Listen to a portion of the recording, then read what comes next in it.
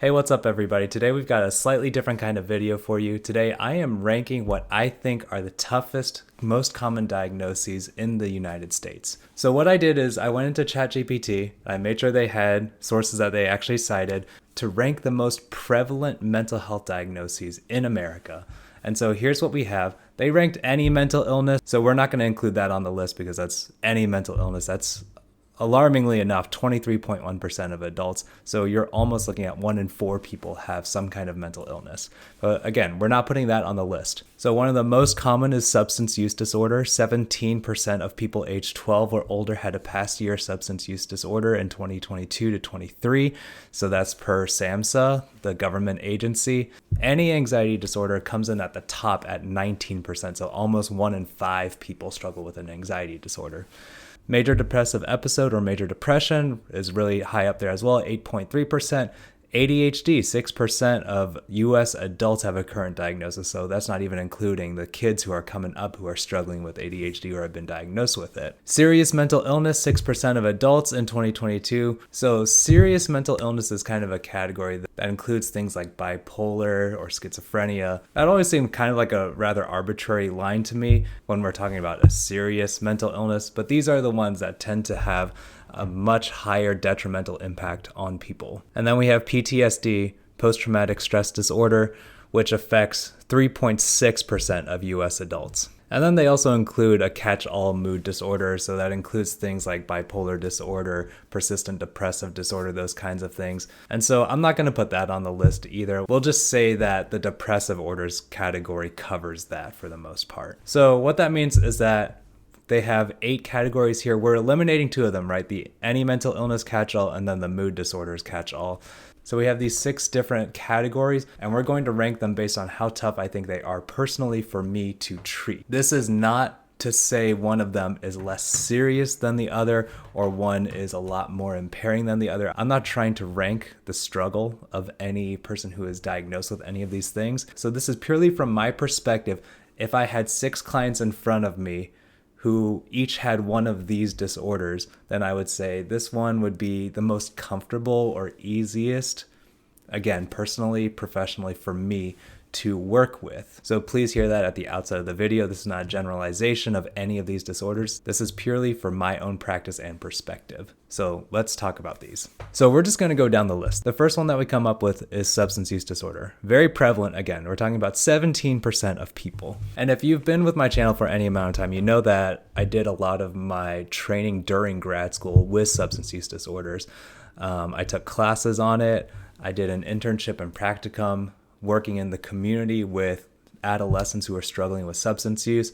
I worked with some college students at the grad school that I was at, supporting them through their struggles with substance use. So I have a lot of experience with substance use disorders. And for that reason, I tend to think of it as a little easier. So if we have 1 to 6, let's say that 1 is the easiest and 6 is going to be the toughest. Now, the tricky thing about substance use disorders is that they can be caused by a lot of things. A lot of people think it's just behavioral, like, oh, this person has no self-control. And that's not always the case. A lot of times you see there are instances of trauma that lead to the substance use, or there are comorbid diagnoses such as depression or anxiety, and you get into this cycle of self-medicating where they're using these drugs to not have to feel those emotions as intensely. So there could be complicating factors in that sense.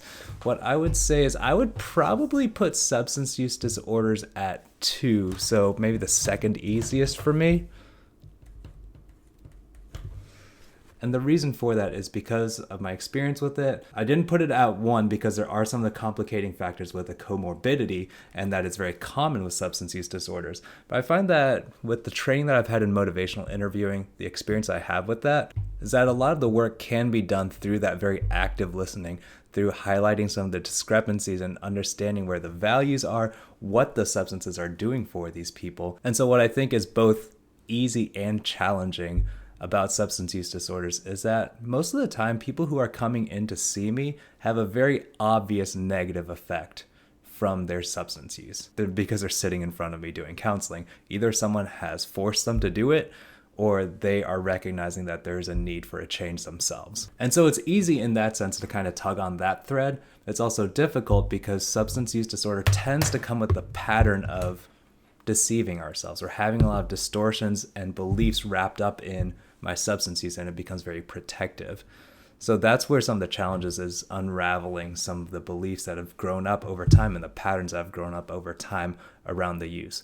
But generally what I've seen is when people have come to that decision point, they take off with it. They take it and run with it. And a lot of those changes happen very quickly once they reach that inflection point. So that's why I say it's on the easier end of things. Again, not that the struggle with substance use is easy, but for me, it feels like a very comfortable space to work in. All right, so the next one that we go to is any anxiety disorder. This one automatically, I think, jumps closer to the top of the list for me in terms of tougher diagnoses to work with.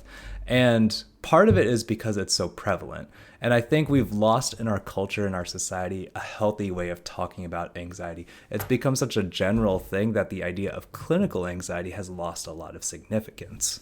I've talked about this in other videos, but there needs to be a helpful boundary between what is appropriate and normal anxiety versus what is clinically significant and detrimental. And so some of the challenges that people are coming in to see me and they don't actually have clinical anxiety. They are just normally stressed, and there might be a lot of other stresses going on. This is not to invalidate what they might be struggling with, but there are certain tools that we use to work with clinical anxiety that doesn't help as much for run-of-the-mill, this should be part of your life, anxious feelings. And so I tend to go one of two ways when it comes to treating anxiety. We can go the CBT route, which is identifying our thoughts and trying to ground them better in reality and the full context of a situation. There's also more body-based interventions like mindfulness, deep breathing, those kinds of things that can help to activate the parasympathetic nervous system and allow their body to calm down, and then their thoughts can kind of follow suit. Those are top-down and bottom-up approaches respectively. The challenge for me when it comes to anxiety is, one,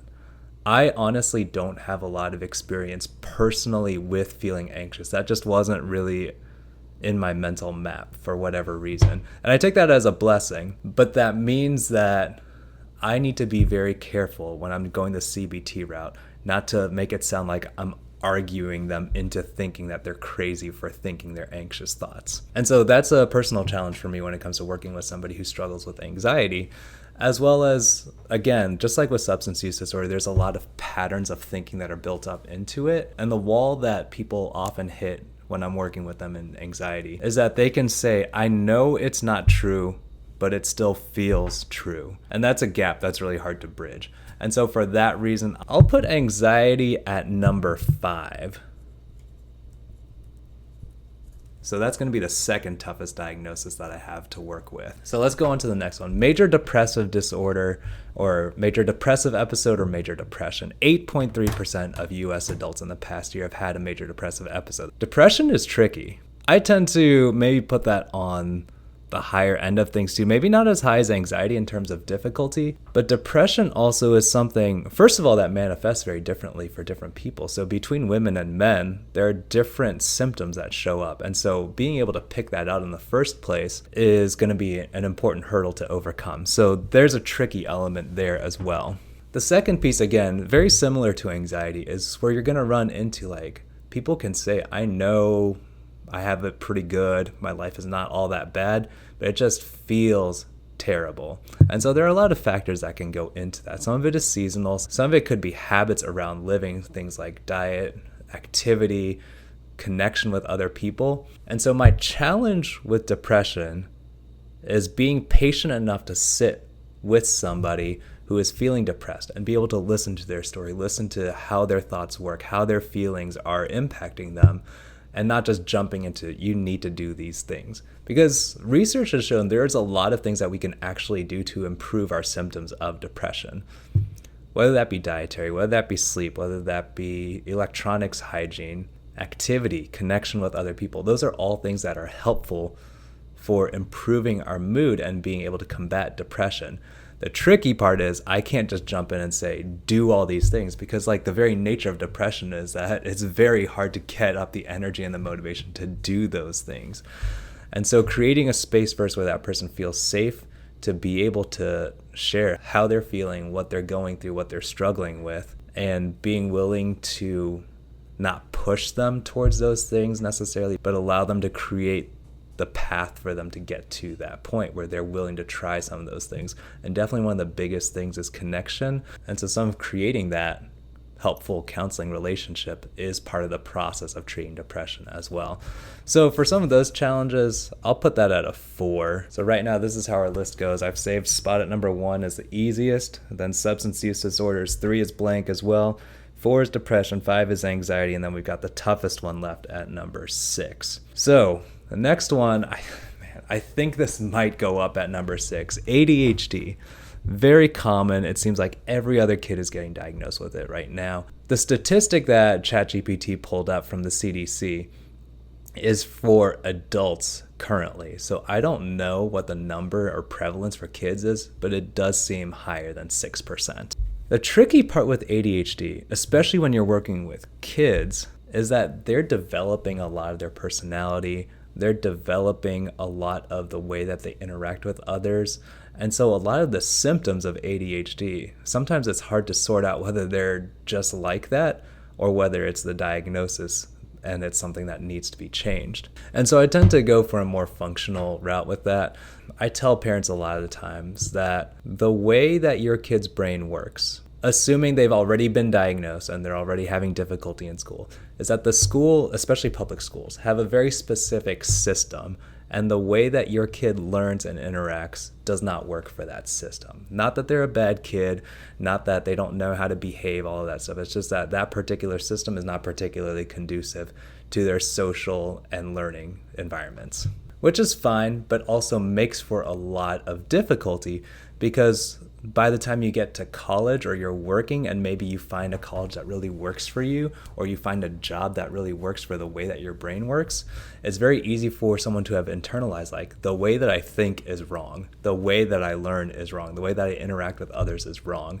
And that can be really difficult for somebody to overcome who's been dealing with that kind of stigma with ADHD for 12 years in grade school. The other difficulty is that I don't naturally work well with kids, and so when the kids just like messing with all of the stuff on my desk, or they're looking off at the corner of the ceiling where there's nothing there while I'm trying to talk to them, or I'm trying to get an answer from them, or I've asked a question like 3 times and then they're like, huh? That can be frustrating for me personally. And then it's really hard to implement some kind of family level behavioral changes or family level changes in functioning that would really promote some of the improvements for some of these kids, because a lot of times it's really easy for the parent to say they have ADHD, fix them, take care of them. It's not something that's wrong with our family. So there's a little bit of hurdle in trying to convince families to make some of those changes that would actually be really beneficial for their kids in the first place. And then of course there's always a question of medication and how that's managed. I don't have any expertise in that area. I've just seen it go really well for some kids, really poorly for others.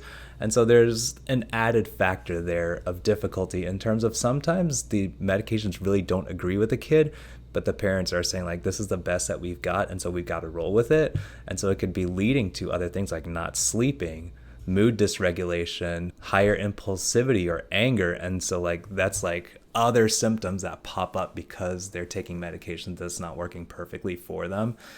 And I don't have a lot of influence over that. So just in terms of some of the complexity and the family dynamics and the medication dynamics, probably most of what's factoring into it is that I don't work well with kids, but I'm putting ADHD as number 6 here as just one of the toughest to work with. And I want to remind anybody who's watching this video, or in the future, if you happen to be a client of mine and you see this video, this is not saying I hate working with people with ADHD. You know, from my perspective, I do respect all of my clients. I want the best for them. I want to do my best work for all of them. This is just like the reality of that. Some therapists are better at working in some areas than others. There are some of my colleagues who are awesome working with kids with ADHD, and I just say like, can I just give all of them to you, because they benefit so much more from somebody who's really comfortable working in that arena, who's able to engage with them in that way and really is able to navigate all of that well. Okay, so that leaves me with spots 1 and 3 left for serious mental illness or post-traumatic stress disorder. I don't like that these are left for the easiest. I may need to re-rank some of this. I'm going to move substance use disorder up to 1.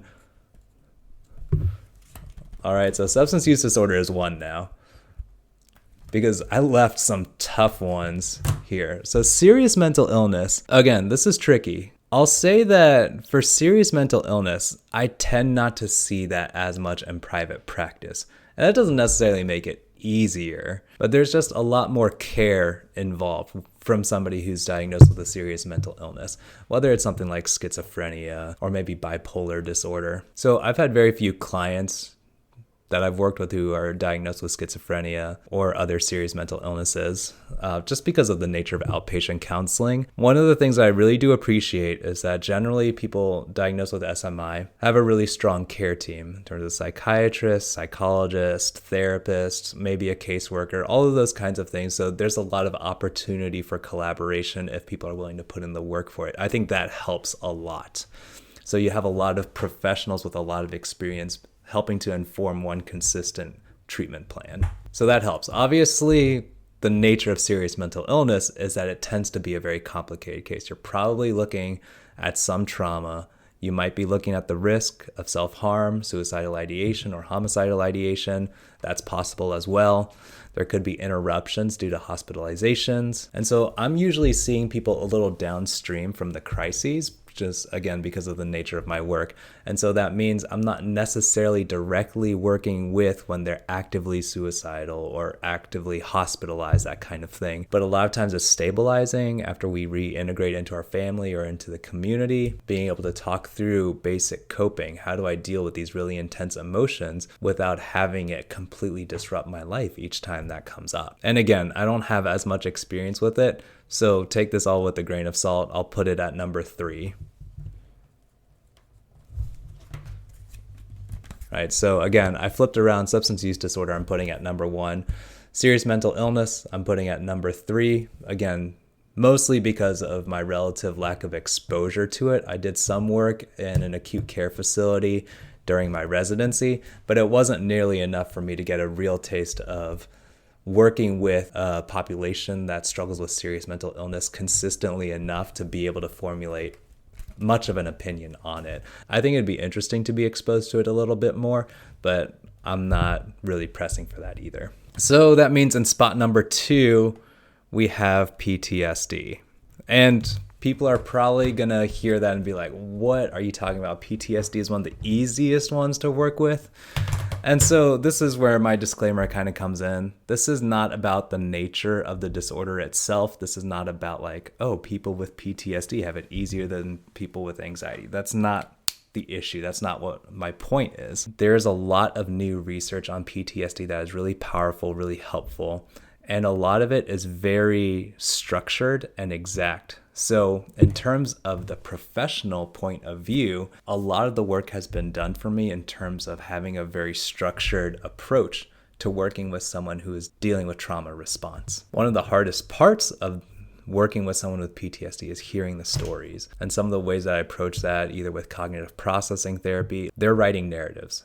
They're writing very detailed accounts about that trauma incident, and that can be hard to hear. And so part of the challenge for me is being able to hear that, to empathize with that, and be able to contain that for myself so that it is not compromising my ability to be professional in that moment. In the sense of treating it, yes, there are definitely difficulties because a lot of anxiety, a lot of depressive elements creep into trauma response, either in the ways that they feel guilt or shame about what happened to them, or that they can be very anxious because a lot of the sense of safety that they previously had, or the sense of control or their ability to trust other people, has been really damaged by one particular incident or by one series of incidents or abuse over time. And so working first to reduce some of the impact of that particular trauma response and then also build something positive out of it, it can be a long process, but also very powerful when you see it working.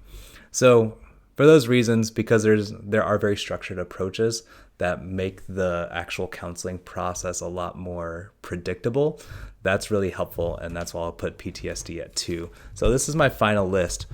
At the easiest, we have substance use disorder. Second is PTSD. 3rd, again, just based on lack of exposure, serious mental illness, so I just kind of put that in the middle. 4, depression. 5, anxiety. And 6, ADHD. This is not how I exactly expected the list would turn out, but that feels about right for my level of challenge, I guess, when it comes to working with clients with these specific diagnoses.